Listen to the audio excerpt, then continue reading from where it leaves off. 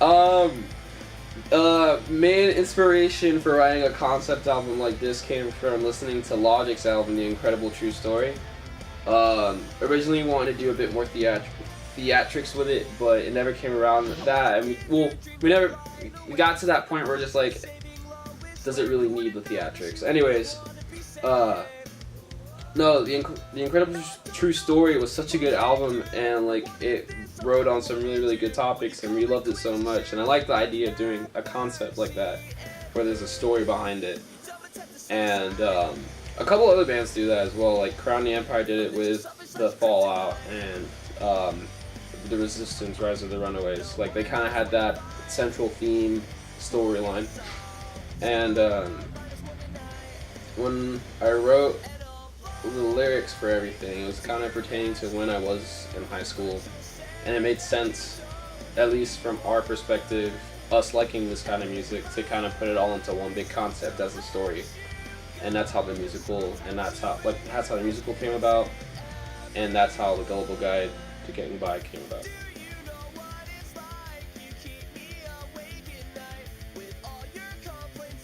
Originally, when we were writing the album, we wanted to base it around the 50s because it seemed cool, and then everybody started doing the 50s stuff, so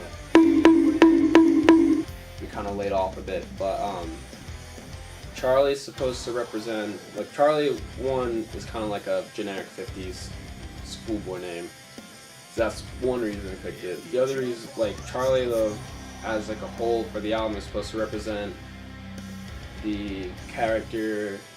Like, Charlie is supposed to represent how everybody, like, the ups and downs of everybody's life, basically. So, like, what Charlie goes through in the album is what many people out in the world also go through, whether that be in high school or whether that be in regular life. Like, and I've seen it happen. Like everything that we talk about in this album, I've seen other people also go through it and empathize with that. And that's really what Charlie's about, is just kind of putting those emotions and feelings out in the open, and like he's basically a character that people can empathize with their problems, with their situations, and hopefully it turns the idea of what they're going through into a positive outlook.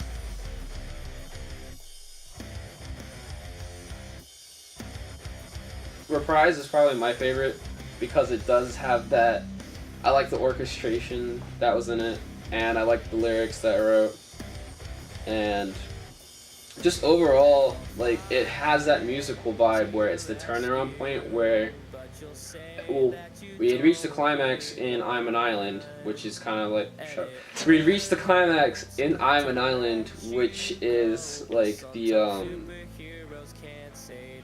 that point where, like, all the rising action has reached a point where it can't, like, go anywhere else, and the reprise is basically the resolution to that climax. And when I wrote it, I honestly didn't have like a vision truly about it, except that it sounded cool, the chord progressions in it.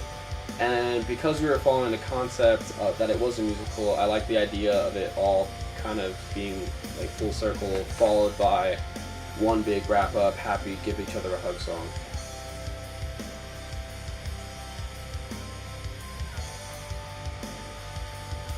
'30th, we have our album release show, which at that show we're playing the Gullible Guide to Getting By, front to back, first song to last song, as well as a couple others that you guys love.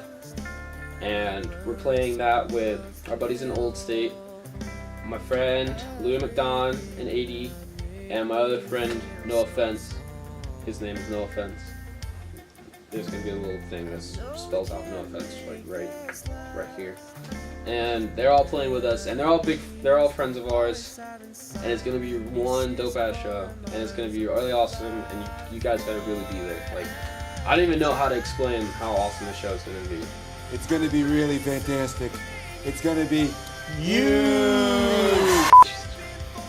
But no, September 30th. It's a Saturday. It's gonna be dope. Hell yeah, just gotta be there, man.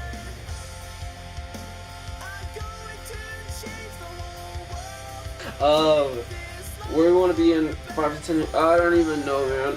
As long as I get to keep hanging out with my friends and making music and honestly, as long as I can eat and sleep somewhat comfortably, I'm cool with wherever I end up with this band. Like, whether it be like selling out stadiums, like Spencer said. I got it right. Selling out stadiums, or just laying, like, just sleeping in a van somewhere. I don't even care. As long as, like, we get to have fun and we get to eat, sleep somewhere, play music, keep writing music, like, down the road. I mean, we want it to go big, of course. Everybody wants to go big. Everybody wants to be famous, but I think for us it doesn't really matter like that way. We just want to keep doing what we're doing. Like, we want to make the music, we want to play the shows, and we want the fan interaction, and we want people to care, and we just want to make this our career. Like, we want to be there for you guys. And, yeah.